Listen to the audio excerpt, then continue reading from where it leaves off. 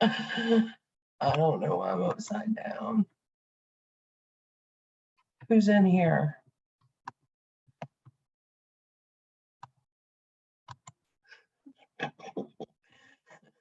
Mark.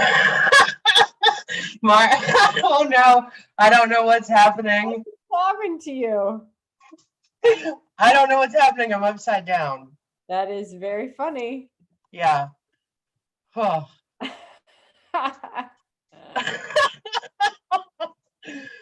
Oh. It's funnier than it should be too. Yeah, that's clearly it's a Friday afternoon when we're coming into Zoom calls upside down. Yeah. That is kind of odd there. Alex and I are right side up. Why are you upside down? I don't know. Alex, do you know what setting that is in Zoom? If Amy takes her avatar off, she's upside down. Oh wait, I think I found it. Here we go. All right, there we are. Oh. Perfect. Excuse me. Kind of funny. It was hysterical. Especially when I wasn't expecting it. Yes, yeah. Just to pop yourself up that way is ironic.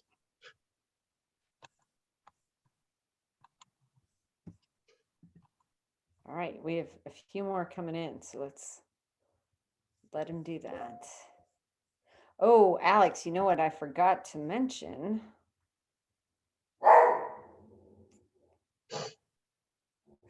You're muted?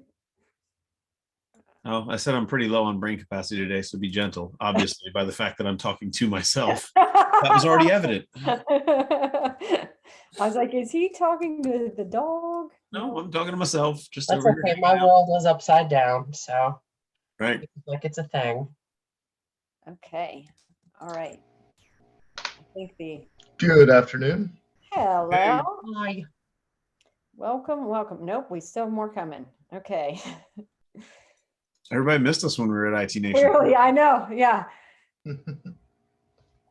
Well, I suspect I would love to hear in the chat what folks found at IT Nation if they went. Yeah. That they, Or just come out and say it. You guys can come off mute. yeah. This too. Anything amazing at IT Nation other than clearly meeting us live? It's probably more than most people were ready for. That's a lot of us. I almost wore my pink shirt today. I really did. Oh, we should have. We totally should have. So those of you that didn't meet us live, we were wearing t-shirts that say lifecycleinsights.sucks. And if you have by some chance missed us on social media where we have promoted the site, I'll put it in the chat. There are, as I like to say, scathing testimonials from some fellow life cyclers. You might even recognize a couple of them. Yeah, some of them might show up on this call on occasion. Yeah, they kind of got it. Oh, perfect. Lifecycleinsights.sucks is beautiful. All right. And we're recording already. Perfect. I was told by a few people that it looked like we had fun at IT Nation. And I went, what do you mean you didn't? I don't understand. Why would you go out in public if you're not going to have fun? Yeah, we definitely did have fun. We were trapped inside too long. Right. 2 years later. And we were out, mostly unsupervised. So things happen. That's fair. You want me to pull up the Jamboard? You want to? Yeah, go ahead. Okay. So we'll pull up the board. And is it the board or my email? Board. Perfect. That is what I was going for. So we don't have a ton of things to talk about today, but we do want to follow up from IT Nation for folks who have it. A few things though. If you are new to us, welcome to our Friday call where we talk about best practices, industry trends, and other things on the mind of MSPs. Also, if you're new this week, you will get a new to Life Cycle Insights invite starting Wednesdays next week. While we're talking about next week, since next week is Black Friday in the United States, we will not be having this call next week. Where you can find us next week, though, is I'm doing a Partner First webinar with OIT on November 24th at 1 p.m. Alex, can you, oh no, it's my, let me grab it. Oh, I can dump that in chat real quick. Okay. Yeah, could you dump it in chat? Yep. I'm just moving it around the screen apparently. It's a gift. Thank you. And well, I'll be talking about customer success. So you can see that the book on the right is out in public. If you met us, then you got one free at the at IT Nation. But we're going to talk about, actually, Ray from OIT wants me to talk through and workshop him through how to think about customer success for his business. So we're actually going to walk through segmenting clients and coming up with health scores, et cetera. So I think it'll be pretty interesting. If any of you want to attend, we'd love to have you.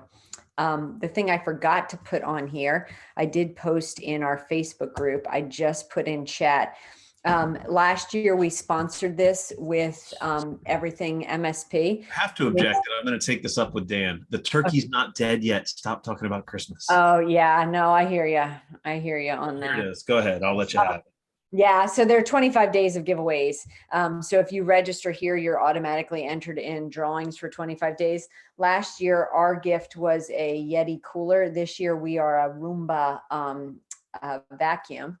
And there's even a prize. Nerdio is sponsoring a trip to Cancun in February. So if you haven't signed up for that, we recommend signing up for that. And then, let me just run through everything, apparently. So today we are going to chat about just a quick little update in the platform. It's not a major one, but it does have some setup involved. So I'm going to dive into the platform itself, and we can chat from here. So this will be a component of Report Builder. You know, we talk a good bit about not wanting QBRs to be historical autopsies, right? That we want them to be strategic and forward-looking. But we also know that with customer success being a critical piece, that sometimes folks need to address ticket components and where you have been. So we know a lot of folks have put some ticket metrics cut and pasted into the platform, but we are now we will be able to pull tickets from ConnectWise, Autotask, and Synchro as of this weekend. Halo is not complete yet, but it is a component in Report Builder. So I went to Report Builder, I clicked Add Component. As we know, it's walking time on my street when the dog. That's funny because my dog stood up and was like, "What the heck is that?" I have made other dogs bark with my dog at this point, Yeah. but Attention. I don't know who takes his path. I'm going to have to say on Fridays, can you go the other direction? Because my dog can't control herself. So you can add tickets. And then in ConnectWise, this is called a board. In Autotask, it is called a queue. And then in Synchro, they don't have a sub-ticket piece. So we are having to, so that'll look slightly different because it doesn't have two circles. But if we, there we go. It just pulls up, the metrics that you may want to report in. We don't recommend spending tons of time here, but if you feel like you need to report on it, we are pulling this data over. For sure, customer success managers, we're looking at this because if you're a customer success manager, you need an eye on this without necessarily having to go to a ticketing system. Before you leave Report Builder, can you pull up the assessment comparison too? Because that's pretty new, and I feel like a lot of people may not have seen that one yet. I meant to put a slide in for that, and I forgot. Great idea. Great idea. Yeah. Let me find it. Actually, I'm just going to Grab that. Grab the. I'm going to grab my favorite template because it's got one already in there. Okay. Assessment comparison. I'll go ahead and pull this up in presentation mode because this is such a pretty report. Let's talk about it in full screen. How's that sound? Okay. So yeah, I mean, this report came out, to try and address some of the, justify our existence conversations that we unfortunately still have, but really just to help you have the conversation with the customer. This is where you are today. This is where you came from, or maybe this is where you are today, and this is where you'll be going once we deploy some products or services in your environment. These are all the things I fix by bringing you the magic of managed services, right? Somebody had a conversation with me the other day. They said they were meeting with a prospect who was trying to justify the expense of bringing in a managed service provider versus hiring a $20 an hour, somebody just to run around and play with computers in their environment. And they said, I'm having trouble getting them to understand the value of backups, the value of all these other things. So, they sit down and kind of write this is where you're at today. And even if you add a person, they still have to bring you backups, bring you Microsoft 365, bring you backups for Microsoft 365, antivirus, threat locker, all the tools and toys and things that we do in our environment. So this lets you show a customer or a prospect, this is where you're at. This is where we would be going with you, or this is where you've gone. And there's a couple of interesting plays with this. Folks who are doing pre-sales assessments are actually using this to go into an environment and have the conversation with the prospect. Here's all the things that are out of alignment. And if you hire me, these are all the things I will fix. So you run an assessment as status quo, you run a new one as if they had already onboarded with your MSP, and you go ahead and build out the what if scenario. The cool thing about this is if Marnie goes up and clicks on the gear in the top right corner, she can actually hide all of the questions and answers. So a lot of MSPs get suspect about, hey, I'm going to go do this free risk assessment and I'm going to leave behind all this information. And they're literally just going to take my risk assessment to the next guy and go, can you fix all of this for $25 a month less? Right. And we want to address that. We want to make sure that we give you some capabilities there. So we give you the ability to strip out the details and print or present this report in a fashion that does not include the detail, but still shows the customer, I will have evaporated all of the risk between 40-something% and 75% just by hiring this guy. And then I've still got some work to do in the hardware category and still got some work to do in the policy and procedure category and in security, but I'll be in a better place than I was when I started, right?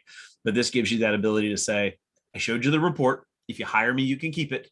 If you don't, I'll leave you this summary page that kind of is kind of an overview of where we're at. So there's a lot bundled into this report. It will take any two assessments using the same template and let you compare them at different points in time. Yeah, I'm glad you said that. I'll click on the gear again and show that. So yeah, it's one of the coolest functions about this report is that we can strip all the stuff and really give you a quick high level summary. And I think in the long term, we'll probably do something like this with more and more reports. But whether or not you want to show all the items, super easy. And then you just pick your report dates. Yep. And it'll update. Quick note, if you pick all your report dates and everything's red, it means you picked a report that where things were worse than they are today. So you probably just got the columns backwards. If everything goes red like that, it's yeah. So it happens all the time. Like it's not there you go. Swap columns and then save it, and it should go to green. So basically you just have the wrong report in the current versus future state columns. You guys are really quiet today. Anybody got comments or questions about that? Anybody doing something like this manually and going to be able to pick that up and run with it? Quiet it is. I like it. These guys are already asleep on Friday. Nothing like catching them all after lunch on a Friday. I know. I like it. We just don't have a lot of customers that have hit their second review yet, where we can do the comparison. So once we get to that point, I think I'm going to love using this. Yeah. Do you guys use anything like this in sales? Not quite like this. So we just give them the full report. We find that usually when you're going out and working with a prospect, that the first person that goes in there and actually does one of these assessments is usually the one that gets the business. The more detailed we can be to show them how well we understand the position they are in, the more they tend to trust us. And building that whole relationship from the beginning is more important than anything else, I think. So we provide a lot of details on what needs to be done and why, and so we like start to finish. And you have we a do an assessment too, right? Over 100 questions. Almost 200. Almost 200. Okay, yeah, I thought so. So there's your example, guys. Trisha and the guys over Vertical 6 are killing it, and getting a lot out of it. So putting a lot into it and getting a lot out of it. That's awesome. I meant to bring up that for folks that are pulling contracts over, because that's something else, Alex, maybe we want to talk about, since that's relatively new. Yes, yeah. For pulling contracts over or for pulling tickets over, when we send out the email saying that the release is out, there will be a new page that will allow you to map companies if you are an IT Glue user. That then wants to pull either tickets or contracts from. Right now, if you go to add import contracts from ConnectWise, it will make you map them, but we're going to create a new admin page. You'll get directions on that in the email, but wanted to bring it up again. And before you dive in, if you are an IT Glue partner and you haven't gone back and integrated your PSA, if you're IT Glue and ConnectWise or IT Glue and Autotask, you can now go back and integrate your PSA specifically for this purpose. We're not going to pull assets from it. We're not going to pull users from it. We're still looking at single source of truth for that data, but we are going to start pulling agreements from it. And very soon, as Marnie showed you, we'll start pulling tickets from it, and then we'll start to write tickets and opportunities and other things back in the future. So with the direction, Alex, you reminded me, I'm glad you said that. The reason that we're starting to pull tickets is, as Alex said, we want to be able to push 2 tickets. So part of the directions will be, you will need to change your, the permissions, the privileges that we have, so that we can't so right now we're normally at a read for contracts. We're going to need read write for the tickets piece. You'll get full directions with that. But again, this is looking forward to, we committed for Q4 to be able to push to a ticket. So that is like, we just want that to trigger in your mind of why you may log in and say, like, I don't see tickets. That's because you need to give us permission to see those tickets. So you'll get directions around that. I'm so glad you said that, Alex. So the piece we were talking about is the ability to pull from ConnectWise Manage. I don't have my demo site set up to pull agreements from there, but the notion is you will pull into Manage and you will then get a listing of all of your agreements. You can open it up and select sub-agreements or additions, as well as the agreements. We do a video out there on that, so if anybody needs access to that, I'll try to remember to send it in the weekly email, the specifics of what that one looks like. So that you have you'll have the walkthrough. We just don't have a live ConnectWise instance to pull from. But that's where these are pulling from, and you can still add manually contracts as well, so that you can really generate a full budget forecast. I'm writing that note on that, so give me a second. Contracts. No worries. And you might be able to just grab it while I'm talking in the next section. Oh, yeah. I'll- Why don't I do that? I'll pass to you and then go hunt it down. All righty. You assume I have things up and ready to talk to people. Let's figure that out first. All right. So we wanted to take a couple of minutes. I did a breakout session at IT Nation. How many of you guys went to IT Nation? Did a lot of you guys make it? It was quite an experience for us. We had a great show. Lots of good positive feedback on the product and on our pitch at IT Nation, our breakout session at IT Nation. Actually, I think the most positive feedback about it was that it wasn't very pitchy. But we did a section called "How to Deliver QBRs That Suck." Marnie made me put "for your competition, not your customers" at the bottom of it. So she takes away all my fun all the time. But we basically had a conversation around, why these things suck, why they've sucked in the past, and what we can do about them to just improve, right?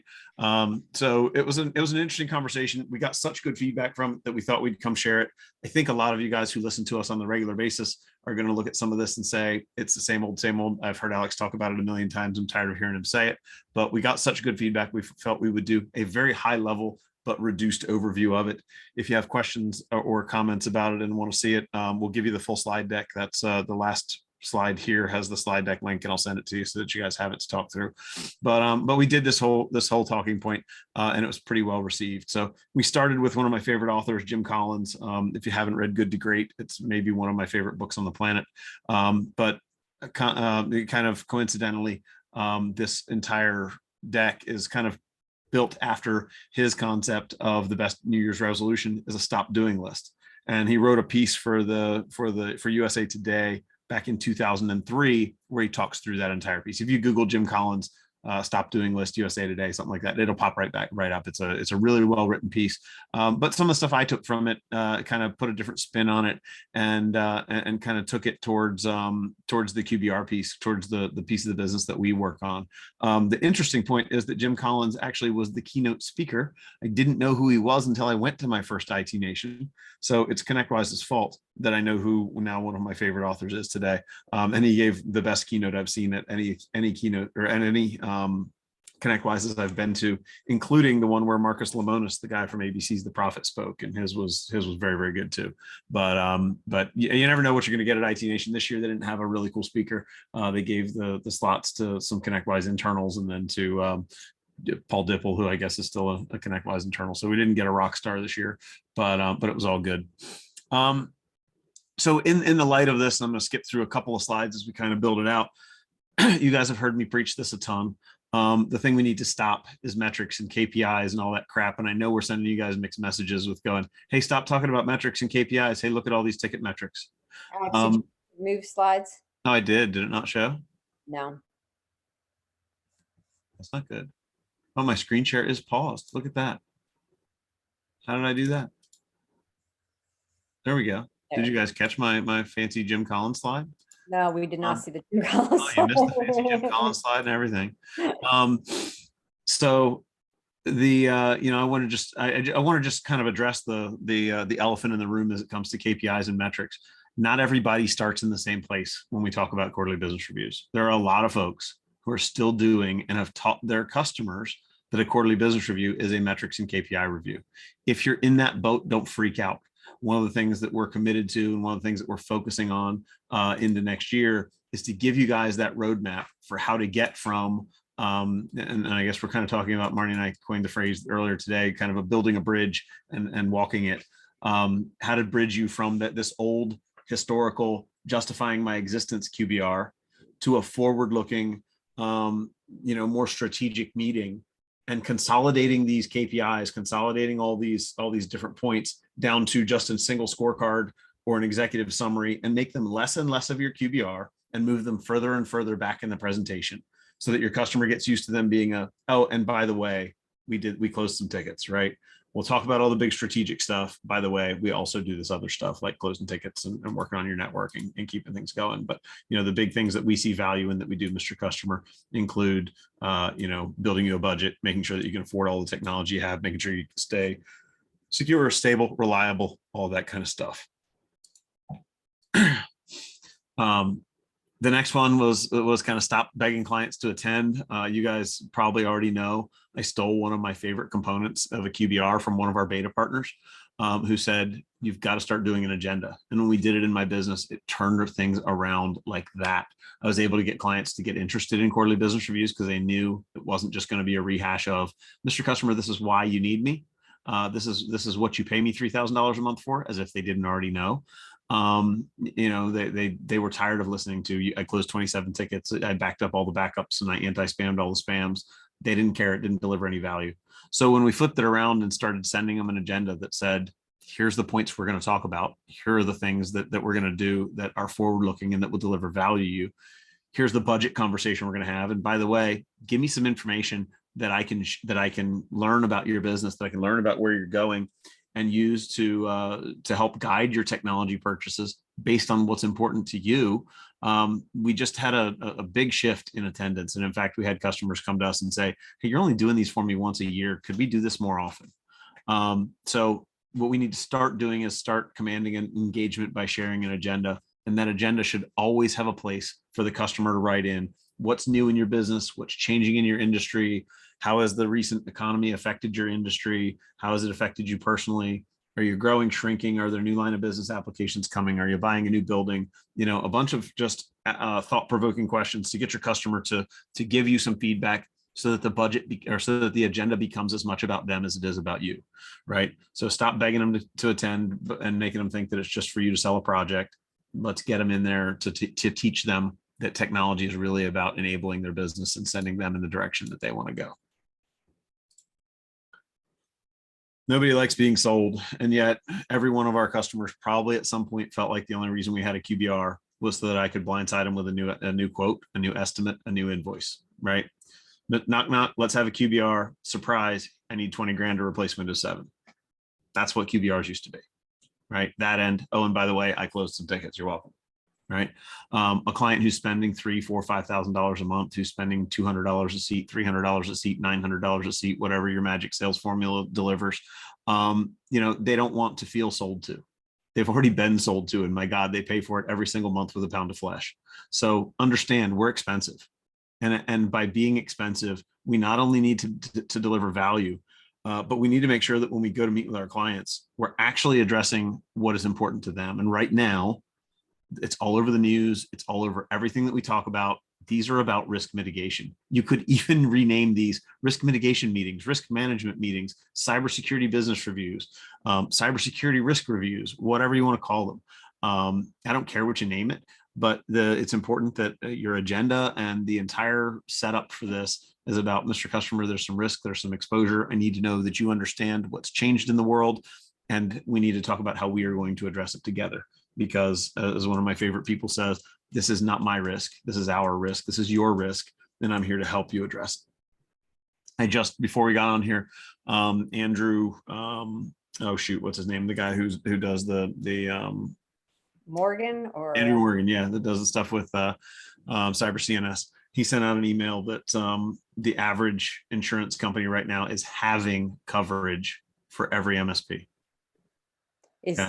Did you say cutting it in half? Cutting it in half. Yep. So if last year you were able to buy 10 million in insurance, this year the most you'll be able to buy is 5. If last year it was 2 million, this year it might be 1 million. So it is a really serious point right now, and it's worth noting. It's worth it for you to go to your customer and explain to them. I used to be able to buy a $10 million cyber policy, and I did.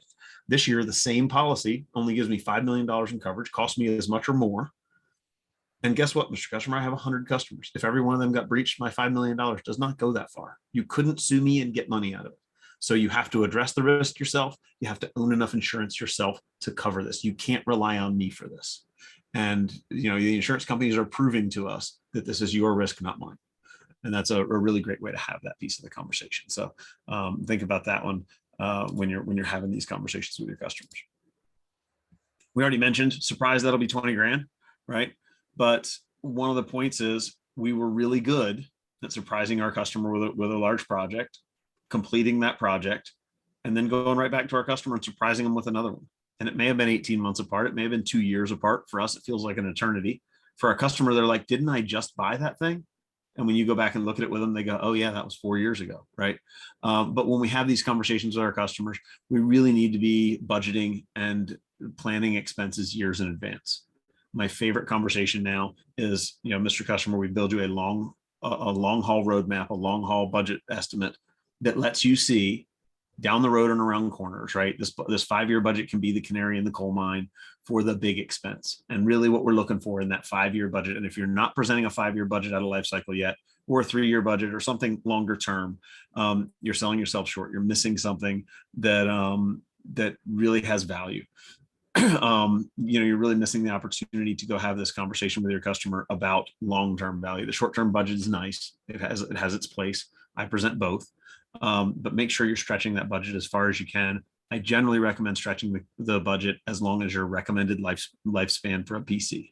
So if you say 3 years for a PC lifespan, give them a 3-year budget. If you say 5 years, give them a 5-year budget. When you're in November and December, add a year to the budget just so that you're not just showing a budget for 3 months or whatever.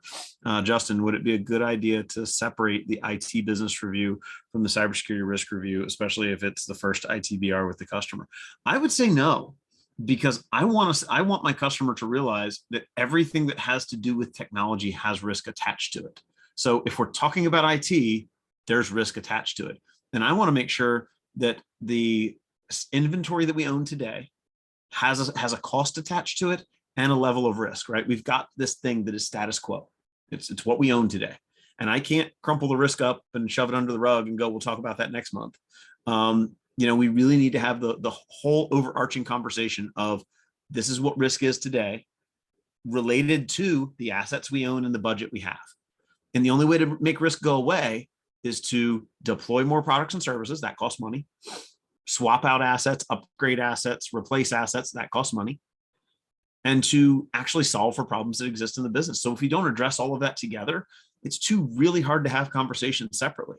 And it's really easy for the customer to go, I don't care about the security part. I only want to worry about the part that makes my business money. Well, guess what? Those two are the exact same thing, right? A slow computer makes you no money and it probably still runs Windows 7. As long as we bought the first computer right, the right computer the first time.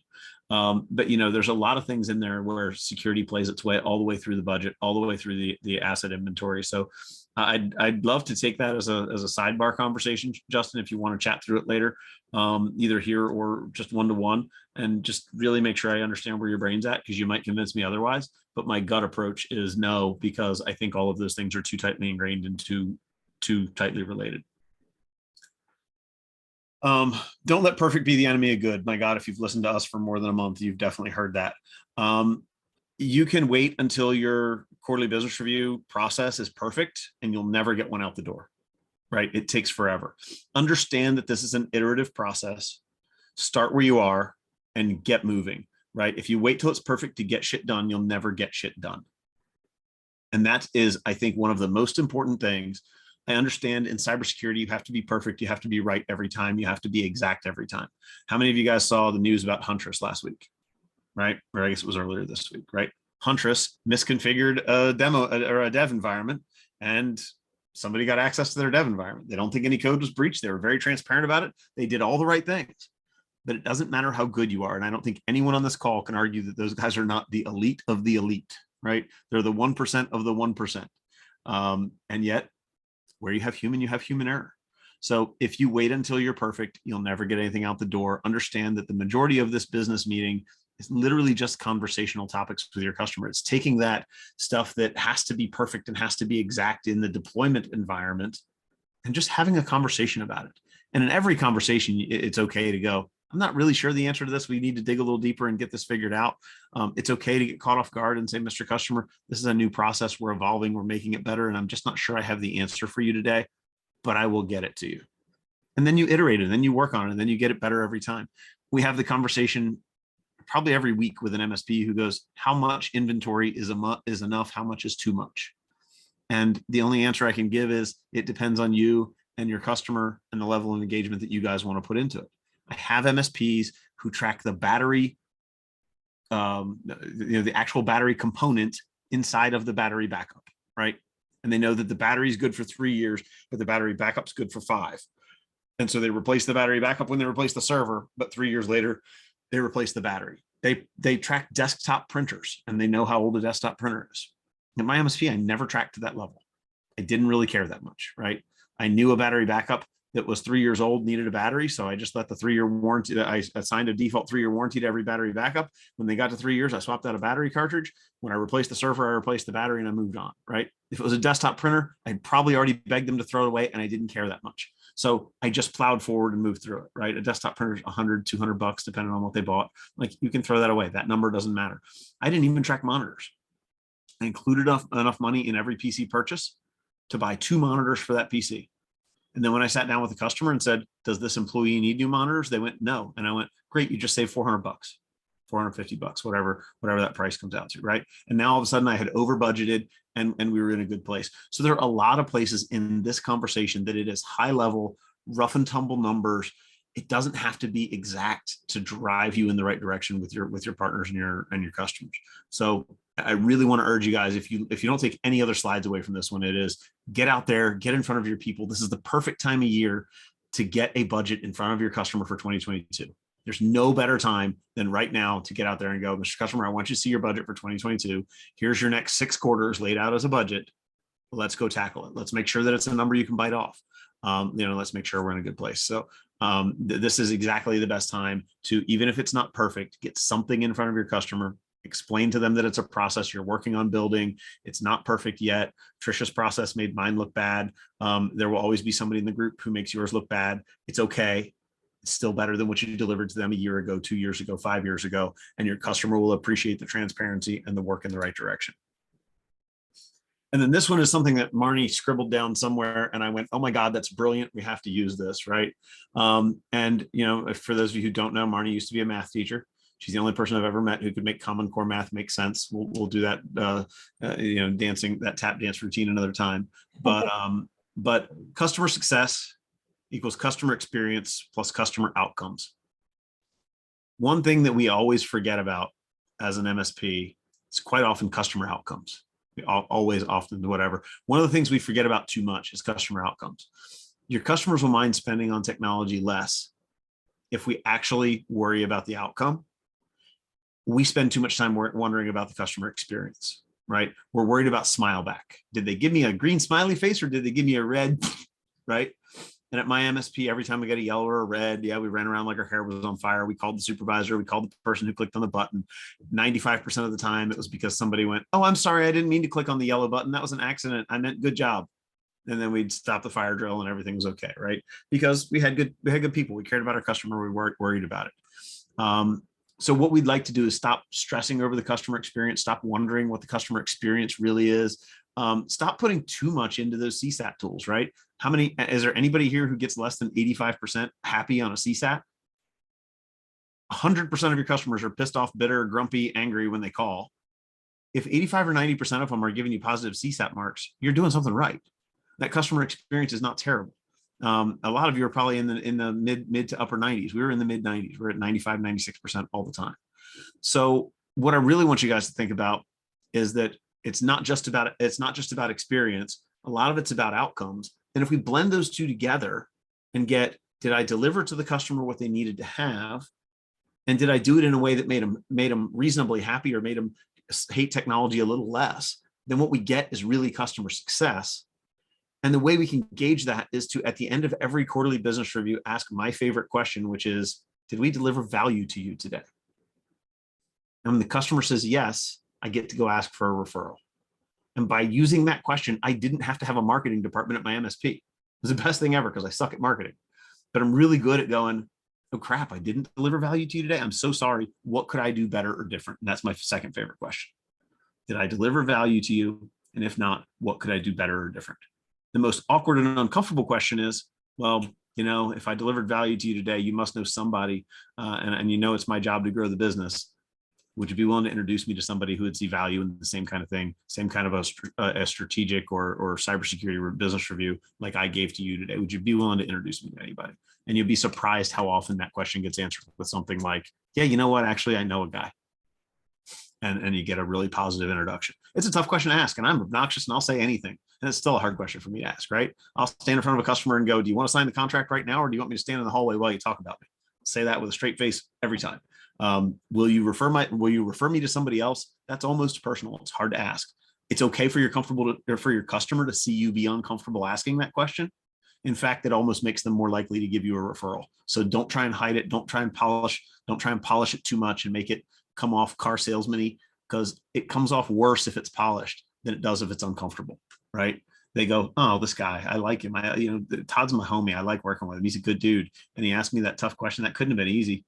I almost feel bad for him now and want to help him out, right? And that's okay. That's how relationships work. So don't worry about that being an uncomfortable question to ask. It's almost uncomfortable by design. So, and you'll get all these in the summary in the slide deck, which has all the slides that I kind of pulled together.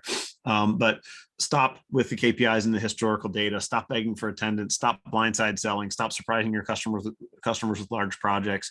Don't let perfect be the enemy of good. Get some shit done, and stop wondering about the customer experience. Really, just go ask the question: did I deliver value to you today? If you remember nothing else from this call, end every QBR with, did we deliver value to you today?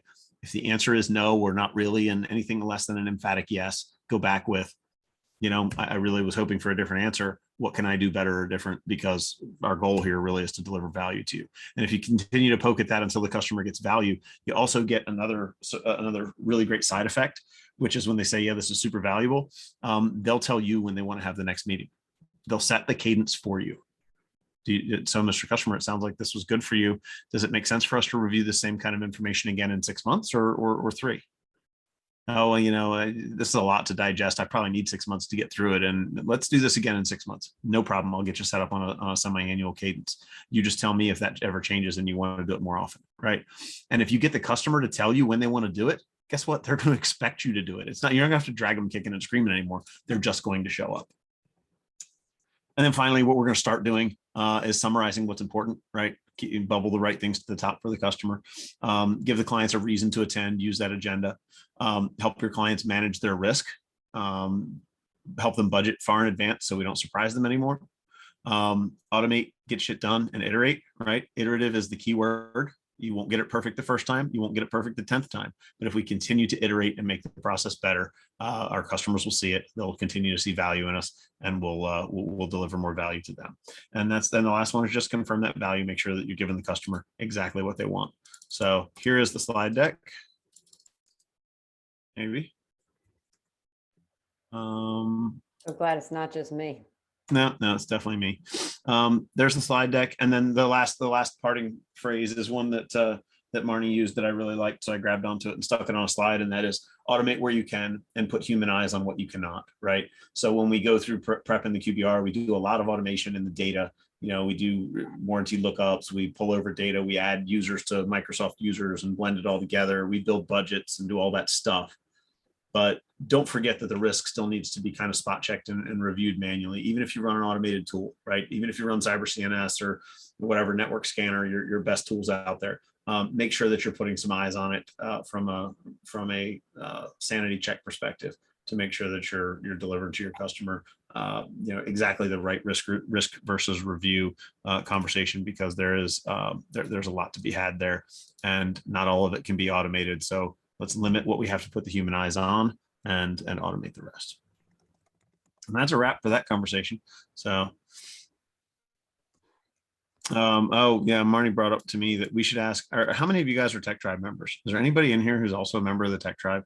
And the reason we're asking, like, you wanna talk about what? Yeah. So the Tech Tribe does these local meetups.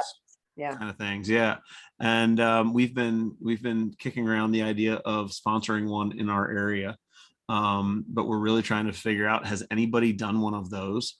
Have you guys done any kind of a local one? I haven't ever since I've been a member seen one in the US. And of course, I think I've only been a member for COVID. So I think they started them during COVID. Oh, did they? Okay. And it wouldn't be like a Life Cycle Insights sponsored thing where we were paying for it. It would be a meetup where we were just organizing, right? Tech Tribe is very clear. They stay vendor agnostic, but we certainly like the folks at Tech Tribe. Nigel wrote the foreword to my book, right? Alex did a webinar with them, et cetera, and participates a lot in there. So they just share a ton of quality content. I mean, they just are about improving the industry as a whole. And we feel like if we can help support that by lending a hand to organize a meetup somewhere, that it would be worth it to us to put the time in. So we're kind of thinking we could do one in Baltimore, DC. He and I are both within the hour of each. And so we're curious. We just wanted to get a sense of like how many folks on here were Tech Tribers.